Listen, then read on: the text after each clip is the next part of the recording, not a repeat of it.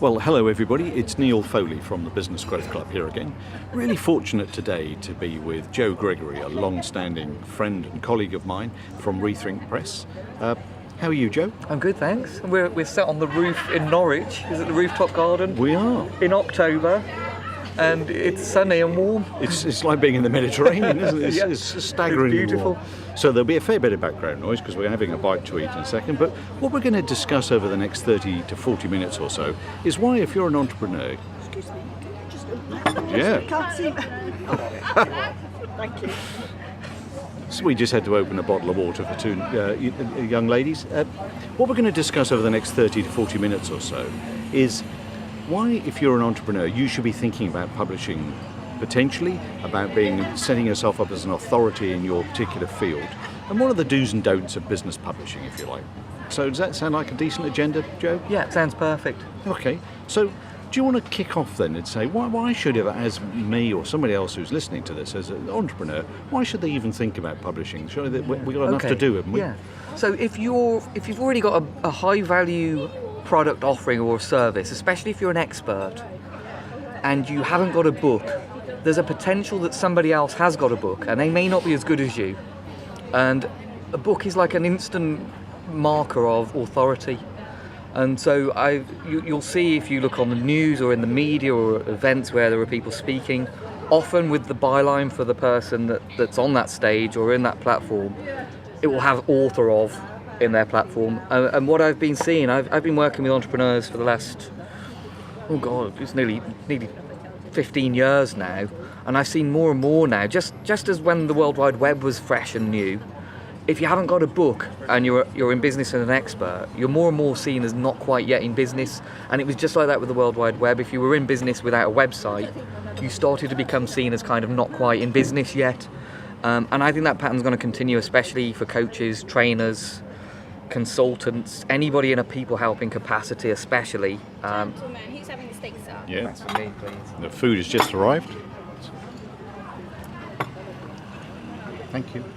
Thanks. Oh, could you take that, please? Yeah, so if you're a people helper or an expert and you haven't got a book, you could be losing out on the ability to charge more, to be more in demand and actually get that speaking platform as opposed to a competitor. So that's the main thing. But I'd also say it's not the first thing on your list of priorities. So if your business isn't in shape yet and you don't know exactly what your product offering is and you're not winning clients, I'd hold fire on the book. I'd make sure that was absolutely crystal clear first. And I often see people's business change as a result of writing their book and planning their book. Something in the offer that they were making gets shifted in some way. In a good way or a bad way? Often in a good way. So they'll have missed out on some value that was there. It was already inherent. That there's something about their offer. So, for instance, when we started our business, we didn't have a book, but we wrote a book called How to Write Your Book Without the Fuss. And in that, we realised we had to kind of codify what our approach to planning a book was. And through the process of writing the book, I realised there were lots of people that didn't know how to plan their book, and we started offering that. And I think that's how we first worked together, Neil. Yeah. That we worked on a book plan, and so we put this out. And I'm like, actually, there's a business offering there that I hadn't even seen. Yeah. And it's a very much important part of our business life cycle now, is that we help people plan their books. And we get paid for doing that, but it enables people to move along to the point where we can actually publish them. Yeah. And I didn't see that before we started writing the book. It was blind to us. Yeah. So it happens for us, but it happens again and again for clients. Or sometimes they think their business is about a feature, so they think they're in the business of, like for instance, one of our authors thought they were in the business of helping financial advisors get better at being financial advisors, but they realised what they were really good at was helping them become free by process systemising their business. So the book shifted when they realised actually this was about systems for a business. It shifted from being about just helping financial advisors be better at serving their clients into actually transforming their business, and then that was a whole area that wasn't their business before, that they could then offer, we can help you to transform your business process. So yeah, I would say if you've got an existing business and you've got an existing offering, then writing a book about your process and your methodology in order to win more clients and to own that space is a really valuable thing to do. Yeah. So, not so much about revenue that you're going to get from selling a book. Yeah. More about, as you say, establishing yourself as an authority. Absolutely, it's all about authority, and I think you've made a really important point there. We do get some authors come to us like, I'm going to sell loads of books, I'm going to make thousands from selling books. Selling books, if you're an author of a single book, is a really very difficult way of making lots of money. Typically, if you were published by a mainstream publisher, you'd probably make about 60 pence per book sold. Really? And if you add as low as that? Yeah, as low as that. And if you add up to the fact that what a traditional publisher would consider a successful non-fiction book of about 3,000 sales over the term of the contract for sort of 3 or 5 year contract, £3,000, maybe less, Really? for the amount of hours that you're going to put into writing a book isn't where the money is. No. But if you've got a service, even if let's say it's £1,000 service or a solid product, and you can connect with more people to bring them into that, you can make the money back that you would from selling books with 1 or 2 or 3 clients. And so that's the mentality, is to think, how do I use a book to position me? So the book is a bit of a... And do people use the books as lead magnets then? Absolutely, so yeah. They're essentially saying, respond to this and the other, and we'll send you a Yeah, copy. So and- are these e-books rather than... Oh no, printed books. And Printed books, okay. there are kind of a few things going on. So let's say, if I kind of paint the scenario, say you've written a book about your process, what you Yep. do for your clients, and you've created a title and a cover that attracts those clients. Then there are 1 or 2 ways they could find you. They could find you via Amazon, and now they're in a mindset where they're looking to pay for information Yep. to solve their problem.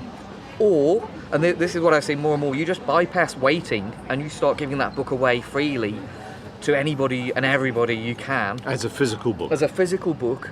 You don't even need to, you can create funnels and kind of all kinds of clever stuff to do that. But actually just giving it away, books are kind of magic. They're not like other... If you see the book as a marketing tool, they're not like brochures and they're not like business cards. They end up in the bin. If somebody says, they're trying to sell me something with this, books are inherently valuable. Even if you hate a book, it'll be very hard for most people to throw it in the bin. Yeah. And so True. what tends to happen with books, they go into one person's hands, and if it's not even right for them, you'll find they'll pass it on to somebody else, or they'll give it to somebody else, and they find their way into the right people's hands. The people that read them are your clients, they're your potential prospects, and we find this a lot. So an author will give away a book to somebody, they say, I gave that to my manager because I thought it was their kind of thing, and then they've been called in to do a whole contract, and they get a big project from a kind of a chance encounter with their book. So I'd say the more books you can get out there, the more those opportunities for your book to land into the right hands and to be read by the right people happen. So yeah, they're like a golden business card or the best brochure, but... Yeah, so they're better than just publishing it on Kindle or whatever. Yeah, I think it's the idea of a real physical artifact that you've actually given, and this ties into, I don't know if you've come across Robert Cialdini's book Influence. No. But he talks about 6 principles of persuasion, and one of them is reciprocity. Yep. Giving somebody a gift. A book's got inherent value, and it doesn't necessarily cost much to print. I know there are brochures that cost more than the books that we produce to print. Because I was going to say, isn't that one of the... Because I've seen a number of people do e-books. Yeah. And I guess what immediately springs to mind is it's relatively easy. Yeah. I say relatively because you've still got to write it, but relatively easy. Probably a bit more control because you do it yourself. Yeah. But they do, dare I say it, look a little bit cheap, don't they? They look cheap, and people know that kind of giving somebody access to software isn't the same as giving them a physical gift. True. And it's this reciprocity, this idea that you've given somebody a gift that's got a cover price value, like let's say it's £12. Yeah. That's the price of a coffee, and that's the way I see it, like having a coffee with a potential prospect. Yes. Most people in the business that we work with, so entrepreneurs, consultants, coaches, trainers, they'd happily, if they think there's a potential for a client, they'd happily go out and buy coffee for a prospect. That's all the cost of a book to send is. Yes. So I see that you could do that on a much bigger scale and have 24-hour salespeople representing your pitch and your process and your ideas perfectly every time to more people, and it's a higher value thing. So the problem with an ebook is you still have to plug them in. Yeah. You still have to sit down and deliberately do that. People will read books, or if it's not for them, they'll and pass you'll it pass around. it, which you can't do with an ebook, and you can't pass it You around. can't. So I used to do this. So before I was in publishing, I was in marketing, and I used to, we used to create special reports and ebooks as a lead gen. And they work to a degree, but there's so much of it. It's exactly like you were saying, it's quite easy to do an ebook, relatively. Yeah. There's still a barrier to entry to have a printed physical book, and so the inherent, the kind of quality and the value and the perceived value of it is higher. So is that so if the issue is you're saying actually the printed book, I get that, buy that, and I read a lot myself, and I love passing books to people I know and like. I guess the bit that always makes you think is the cost, because traditionally you would have maybe naively said, well, I'll go and find somebody who, a penguin or somebody in my field who's going to say, actually, I love your ideas, and they'll do it all for me, and I'll be their great author. I guess those days are gone, are they? They are gone, really. I mean, the great publishers were the gatekeepers to the audience. Traditionally, and that's why you would give over, and authors still give 90%, 95% of the royalty, the amount from the sale price to the publisher. They were the gatekeepers, and they were the only way you were going to get access to the audience. That's not true anymore. And even if you haven't got the budget to necessarily invest heavily in that, with CreateSpace and Amazon, the gates are all down. Everybody can publish. It's not much more difficult to publish a print book than it is to publish an ebook. Really? Because I guess you can publish on, because I know in terms of reading some of the material, some of the books you've given me, Jeff, you can print on demand, can't you? Absolutely. So I haven't got to go and fill my garage with... You don't need to invest, and that reminds me, my first book, self-published book, called The Gorillas Want Bananas, and by the way, that's a terrible title for a book. Gorillas don't eat bananas, do they? No, they don't even eat bananas, but it was a clever title. It was actually the Lean Marketing Handbook for expert entrepreneurs. It was very clear what it was. I should have called it the Lean Marketing Handbook. And I tried to be clever, and I've learned from that. So I teach, when I'm helping people plan their books, I teach them to be really obvious. Yes. With and sort of push them to be obvious when they're trying to be clever. But when we self-published that, print on demand wasn't quite there yet, and we published 12,000 books. Wow. We printed 12,000 books, and we had to shift every single one of them. Amazon was there, but the print on demand mechanism wasn't there yet. So first we had a big investment in terms of print.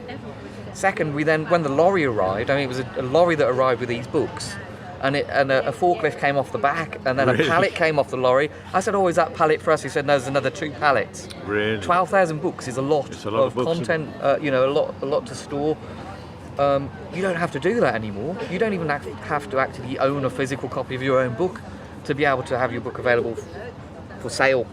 So how long does it take then? If it's print on demand, is it literally, you could order it today and have it in a few days? Tomorrow, yeah. With Amazon Prime, it's next day. So.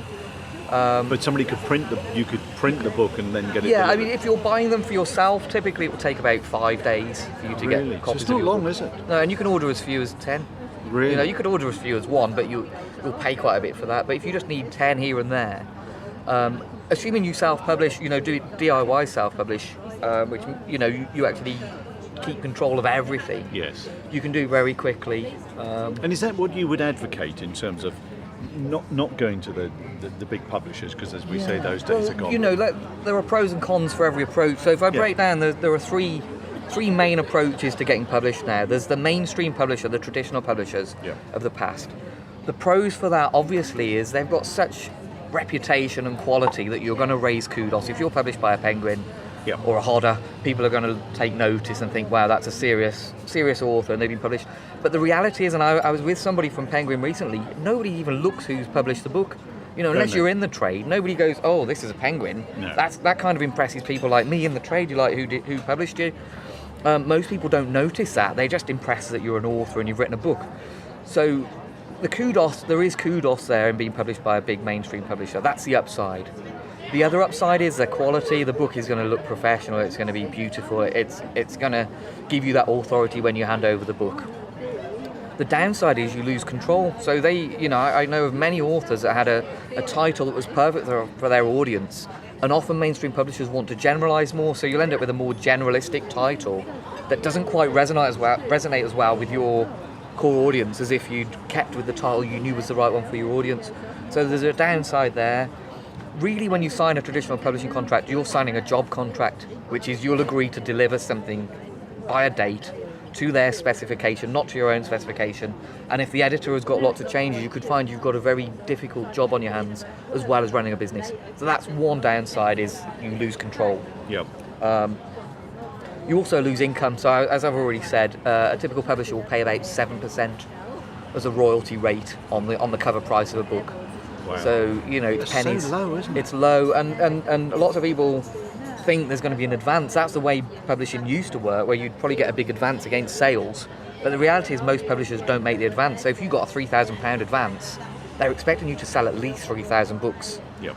That's not always the case, and it doesn't always have to be the case if you're a niche author. You know, if you know your audience, you may only have 100 people in the whole world that are interested in your subject. Yep.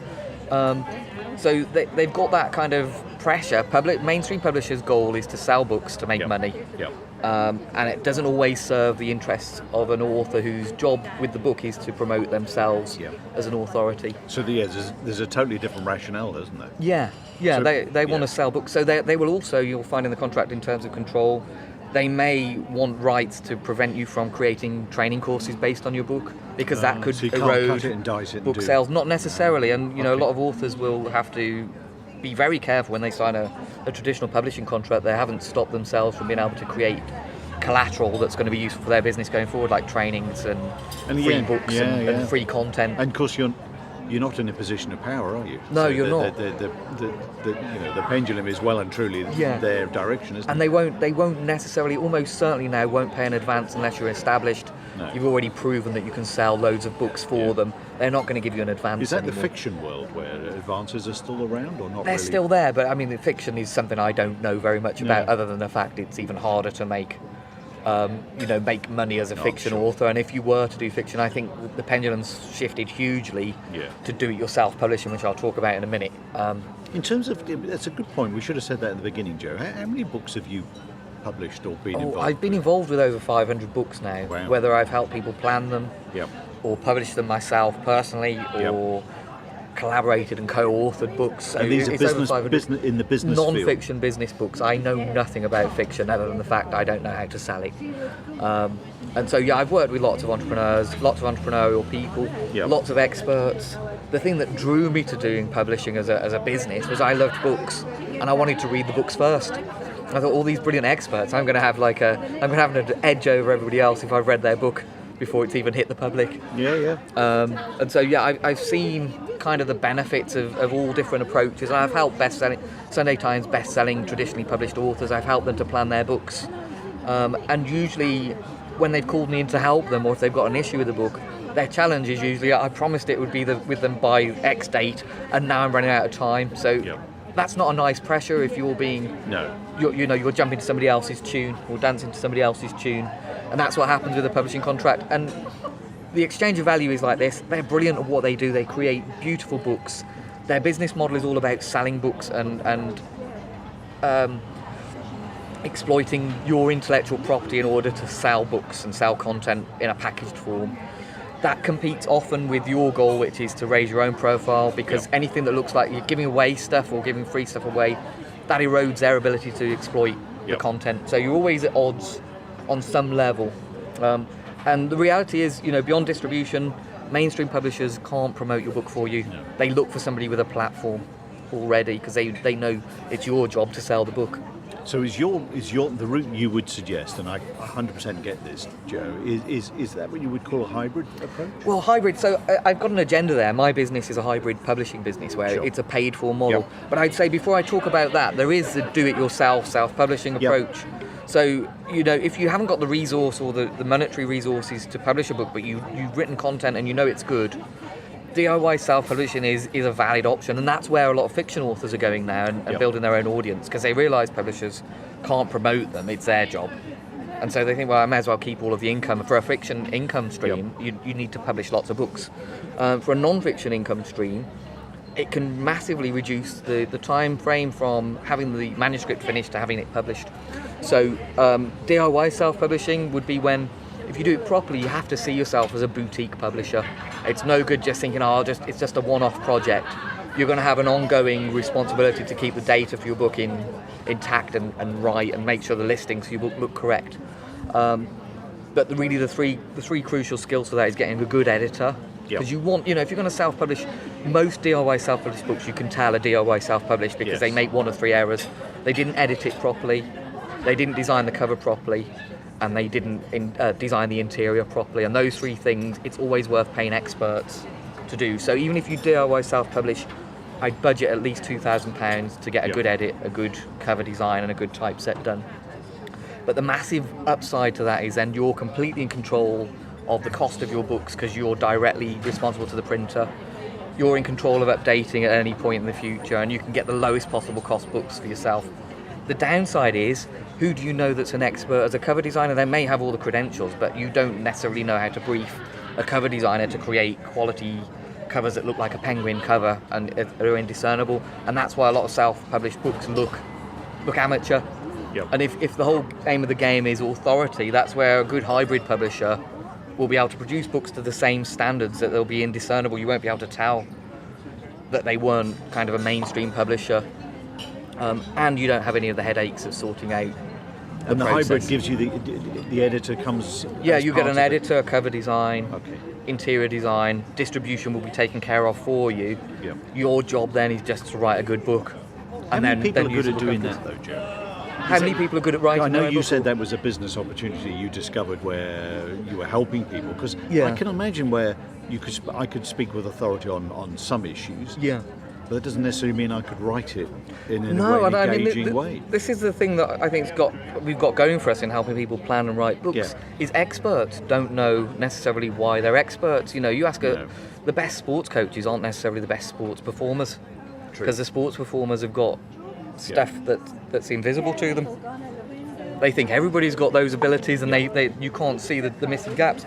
So a good book coach or somebody that can extract that, which I believe I'm good at, and I've worked with best-selling authors, you know, through the whole process, whether they've DIY self-published, published with us, or published with the mainstream, is knowing what they've got going for them. And I believe this. So anybody listening who's an expert on their subject, there'll be stuff you're taking for granted about your audience that they just don't know. And so a good book coach will extract that and say, this is valuable content for a book. And so often when I see an initial book kind of pitch or a structure, it's usually missing some simple stuff that can make it better. Yeah. But I think most people, if they're an expert on something, if they unpack that knowledge and they know that the purpose of that book, while it's great that we're going to raise profile and potentially, you know, win customers, if they focus on the fact that this book has to add huge value to their audience, and they answer questions and they write a book in that way that it does solve problems for their audience, the book will do the work for them. So Really? yeah, and usually most people know what they do for their clients. Yeah. And a simple route would be, you know, at least for the meat of your book, would be to work through the process you go through with your clients. What are the questions they usually ask you? What are their worries and concerns? What do you advise them regularly? There'll be a kind of a frequently asked questions. I'm sure all of us in any business, we get the same questions again and again. That's where the nuggets are for the kind of the raw content of your book. And then you need to have that marketer's mind on top of it. You need to still pitch that content to people by talking about their problems and talking about some kind of big promise this book, by the time you've read this book, is going to give them or do for them. That's where the topping of the book is. That's the kind of intro to the book. And then the tailing is making sure that you leave them somewhere better than they started. Yeah. Even if you just have to remind them that by saying, now you've read this book, you'll be better at X, Y, or Z than you were before. And on a basic level, I think most people, if they're an expert, have got everything they need to write the book. Whether they've written before or not isn't a problem. Whether they think they're good writers, whether they got an E in English, the reality is it's the content that's the most valuable thing. So that can they've you got. tart the content up in terms? Yeah, I mean of- that's the whole point of a good editor, is if you write in the way that your audience appreciate, even if it's how you speak, even if it's full of colloquialisms, a good editor will make that good business. Our editors call it your authority voice. So we've got the way we speak, and I like books that are very conversational in terms of tone. But we've got the way we speak to one another, and then we've got the authority voice, which is just a bit more polished, and it's had an editor over it. That, you know, this is somebody I should take seriously when somebody's never met you before, because their first contact with you is going to be your book. Yep. That authority voice usually means it's going to be a bit less conversational than you may have written, Yes. or that you would have spoken that content, but it will paint you in the best possible light for your audience, and a good editor will do that. And do people plan it properly in terms of thinking, right, I've got a book in me, Yeah. I can see the logic of it, but I mean, how much work is it? Oh, right. So, I mean, we advocate writing a book of 30,000 words. Okay. That takes about 4 hours for the average person to read, which could be the average commute, not that long, over is a it? couple of days. It's not long at all. No. And we can write more than 1,000 words an hour. Most people can type more than 1,000 words an hour. Can they really? Yeah, and we base it on, it's about 1,500 actually, if they know what they're writing about. Most people can do that if we can stay kind of focused. But we assume 1,000 good words an hour, so well thought through words an hour. So it's 30 hours of writing for that first draft. But before you even put pen to paper or, fingers to keyboard, getting that plan right is the key thing, because that will make your job so much easier. And so you went through the process, Yeah, Neil. yeah, I remember it. We break down everything into kind of chunks and pieces. Yeah, just using so you've got like a postcards, really. jigsaw, with 5x3 index cards. Yeah. We plan everything out, everything in meticulous detail, in kind of 300 to 500 word chunks, what's Yeah. going to be in the book. Yep. And by doing that, your brain stops being creative, because the reasons for writer's block typically are your brain's still creatively trying to find more links and connections. So if you've written a chapter that hasn't been fully structured and you start writing a chapter, your brain will go, oh, I need to tell them about X, or I need to tell them about Y now. In order to understand that, they need to know about that. And you end up on this creative stage. By doing that creation first, you can actually put everything in boxes, create the hierarchy, do that creative work first, and then say, right, enough, I'm not going to go beyond this structure. This is the structure. And it gives your unconscious mind, if you believe in a kind of an unconscious process going on, your unconscious mind is like, my work's done now, I don't need to be creating more connections. So that's one reason that people get writer's block, is they're still being creative when they need to be productive. Yep. And so planning in advance and having it absolutely And is that what planned the out. editor helps you with as well? An editor can help with a structural edit, but usually that means if an editor's having to do a lot of the structural edit stage, it's usually because the author made the mistake of not planning structurally Yep. first. So I'd always say, if you want to minimise costs for editing, plan that structure first. Really have it so detailed that you can literally, if you use the card, you can use the card to type from. You don't Yeah. have to even think about it. So that's one tip, is make sure you plan it in detail. Yep. And every book has, and I'll probably talk through the author process now. It's our method yeah. for making sure content is structured in the right way. Every book needs these building blocks in it. And so we use a process called author, and it's a mnemonic, an acronym-based thing. So every one of those letters stands for something. So if I run you through it very quickly, A in the author model is for attention. To get attention, you usually need to talk about your target reader's pains and problems, or make a compelling big promise to them that they go, that's what I want. So in the introduction to your book, you need to talk about them, their issues, their challenges, and make some big promise to them along the lines I've already said. Yeah. By the time you've read this book, you will be able to, or you will know, or you will be able to understand, or you'll feel, or you'll act differently. So making that absolutely crystal clear up front. Why are they there? What are they there for? In the attention part of the book is important. That comes in the foreword, and it comes in the introduction chapter. Then the next part of the book is talking about understanding. So U is for understand, showing that you get where they're at. So talking about their current situation, talking about their pains and problems in a bit more depth, showing that you understand them and that there's a route to overcoming these problems in some way that you know that the book is going to unpack for them. And so typically the first chapter or so after the introduction, we'll be talking about your reader's pains and their problems, their situation, and the implications of not solving those problems. So you talk about understanding, and in depending on who's listening, in terms of kind of NLP or hypnosis, that's known as pacing. So you're pacing their current reality. You're making them know they're in the right place. They can relax. They can turn their lizard brain off. It's like, this book is for me, and it's going to give me what I need. And is that, it just springs to mind, Joe, is that where, would you, how do you do the narrative? Because you see things like the E-Myth book and the rest of it, where they're all stories, and and Sally then looked pained when I said X, Y, Z. Is that a recognised route, or is that? That's a tricky very route American to do. one? It's just tricky. Is it? Because you're harder than basically it trying to seems. create a parable Yes. in order to package the solution. Yes. And people will go, that's for me, because they'll Yeah. empathise with Sally in the E-Myth. They'll be like, yeah, I've gone through that challenge of kind of trying to start a business, and not quite working, or realising now I'm working But all it's hours. harder than it seems. It's harder than it seems to Okay. actually get that empathy. So I'd recommend, even at the structuring stage, if you want to write a parable and you're a gifted writer, go for it. But I'd actually say, let's keep it really simple for your first book. Yeah. So that was you. Yeah. So you've got the attention, which is make some big promise, tell them what they're going to get by the time they read the book and why they should read the book. Yep.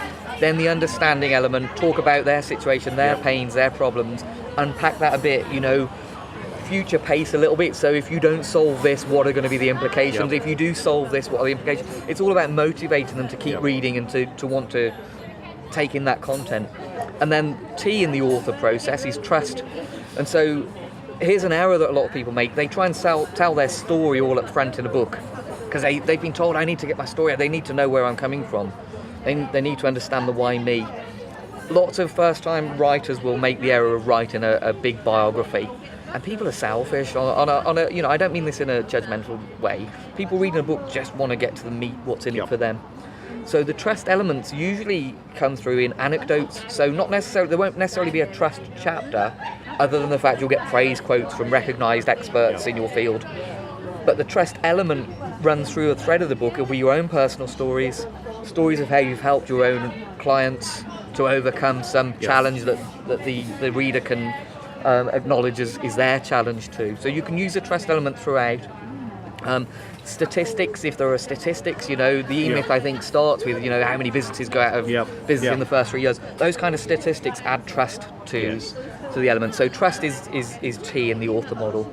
And then the meat of the book, and what most people have got when I was talking about what's your method, what's your methodology for helping your clients, your best clients, that's where the meat of the book is. And it's usually quite a few chapters, maybe 80% of the book will be this, which is the help element. So H in the author model is help or how to, and that's when you'll unpack your content for people in structured way that goes through the centre of the book.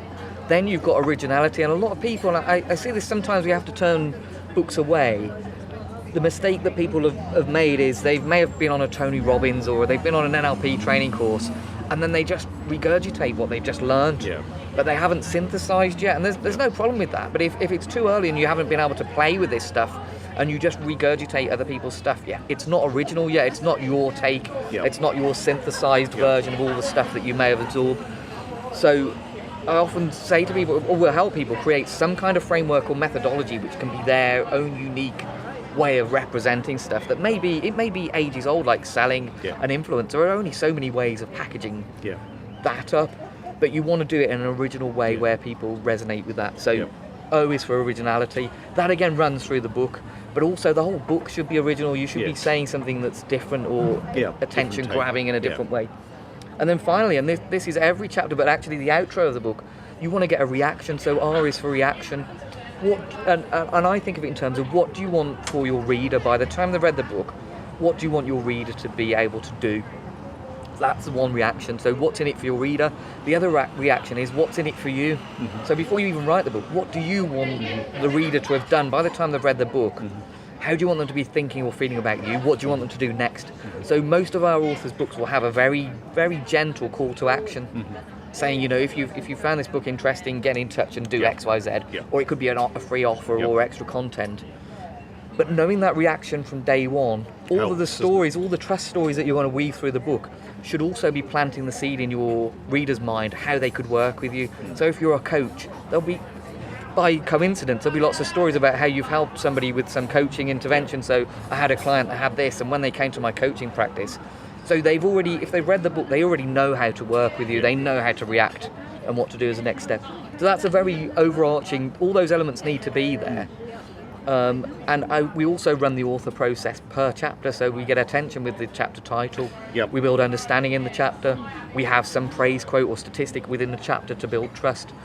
We give them some value, so there's some help element to the chapter. We present it in an original way, whether it's in original attitude or original content, and we tell them to do, how to feel or think about that content at the end in a summary.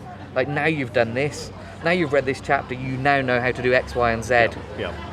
Do something with it, or it could be an actual exercise you get people to do at the end of a chapter. But just having that framework in mind across the book and through the chapters, makes perfect sense. will give you a kind of a robust book that you won't have had anything missed out. And if you had to think in terms of a ballpark figure, Yeah. in terms of what is this cost? What is the average author spending? If they've managed to write, there's nothing stopping most people from being able to plan and write their own book. Yeah. There really isn't. If people want to fast track it, or they just know they can get help with somebody, you could probably pay a book coach. Like my one-to-one intensive, we've got a team of writers that help with this now. Is £1,200, and that's to get the plan robust. I found that will solve for 90% of our authors. That will solve the writing stage as well. They've got a robust plan. Yeah. They then just need to be productive and work the plan till they've written the book. For people that are thinking, well, actually the writing may be problematic, you can get your book ghostwritten. A good ghostwriter, if they take it all off you and just do it for you, will cost anywhere from £12,000 to £30,000. Really? Which is a huge Yeah, it's a big cost. chunk, And they isn't earn every penny because they're creating the content. Yeah. What we created, because we realised this is an issue, we created an approach called booksmithing, where we interview authors on their content. So once they've got a solid book plan, we'll interview them step by step on their content, usually over 10 hours. And then our writers they'll outsource the writing, not the thinking. So it will still be their words, it will still be their content, it will still be their authority piece. So they genuinely can claim they're the author of the work, but they outsource the writing to somebody that's technically very capable of writing. That intervention with us costs £7,000. Again, not everybody needs that, and I'd still argue, and I still talk a lot of people who are saying, I just want to pay your booksmith to do this. I'll talk them into doing it themselves if I can, because the process of writing will transform the way you think and see your own business. There's a self-development piece in writing your own book, but it's for people that they've got no time, their business is flying, and they just think, I want this done, I know the book will add to my authority and add it. It's a no-brainer for people in that position. You've got Suddenly got really windy. Yeah. And so that's that stage of it. Yeah. So it could cost anything from nothing other than your time and attention to, with us, about £10,000, just under, to get the book written to a high standard. Publishing, our publishing package, the retail price is $5,999 on our website.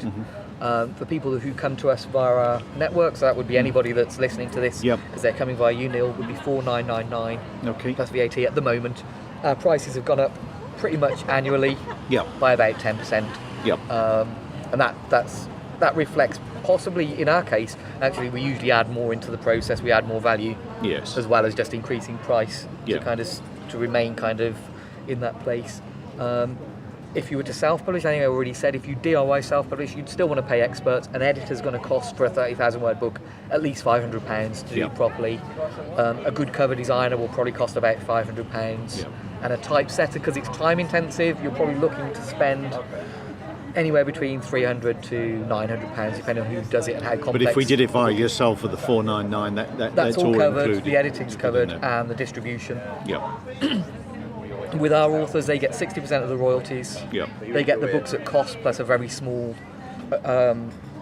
markup that everybody, you can see. So it's like cost plus £1 per book. Or if they order thousands, that comes down considerably. With a mainstream publisher, books will cost an author about £7 per book. Right. So if your plan is to give away books, which I really advocate, that could end up getting quite costly quite quickly with a mainstream publisher. So they're the prices, but I'd say for most business authors, they should be thinking of this book as marketing spend, not just a kind of, it'd be nice to have. And if they compare that to, say, getting their brochures designed and printed, it's probably not too bad comparatively, but it will be something that they can use for life again and again to raise their profile, raise their fees. As you're right, it's not a vanity project, is it? No, I think if the book hasn't got a solid business purpose, so going right back to having a business that sits behind the book, you will feel like it's a vanity project in every sense of the word. Not only will you have books that nobody wants, you'll have done it in vain, because nobody will be resonating with the book. So I would never start, and the number of people I turn away, I mean, we're paid for, our business is selling these packages, that I turn away if their business isn't in the right shape yet. Is actually higher than most people would probably imagine. I'd always advocate, make sure you know the purpose for your book even before you even think about planning it, because you'll be wasting time If you just thought, well, I've got an interesting story I think I should tell, it's got to actually serve a business purpose. Yeah, no, I understand that. And how do people get in touch with you then, Joe? Okay, if they go to rethinkpress.com, Okay. they'll find everything they need to contact us there. All I'd also say, and I'm proud of this, which is why I'm going to say, is I saw on Facebook when you could get your own / domain, I managed to get published. So if anybody wants to connect with me personally, if they go to facebook.com / get published, they'll find my profile. And I'm not at my 5,000 limit yet, I'm not popular enough. So yeah, if anybody wants to reach out, they can do that. Excellent. Okay, well, thank you for that, Joe. And finally, as a last question, because dear old lunch is getting cold here. In terms of, I don't know, I'm considerably older than you are, Joe, but if you could go back to being a young man again, say you were 18 or 19 years old, what would you tell yourself now, knowing what you know about life? What would you say to your young self? In terms of books or business generally, Just business, life. To get started on some of these projects sooner. Okay. You know, I think we often, time flies, doesn't it? It does. I could have probably written twice as many books in the time if I'd have actually applied myself to doing it, and I don't think I'd have regretted a single one. No. The books that have served me continue to serve me to this point, you know, and help me to kind of impress people every so often.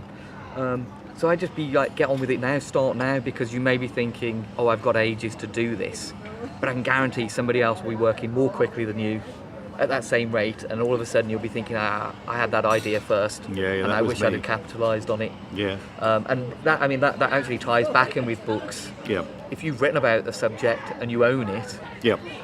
and you were there first, publicly published, Yeah. nobody can take that away from you. Yeah. It is yours forever, isn't it? Yeah. Well, that's been really brilliant, Joe, and thanks really, enormously for your time. I'm sure we'll do a sequel because I think we could probably talk forever. But you know how to get in touch with Joe. Have a look at the Business Growth Club, businessgrowthclub.net. This will be on iTunes, and we have our own Spreaker channel as well. But until next time, goodbye.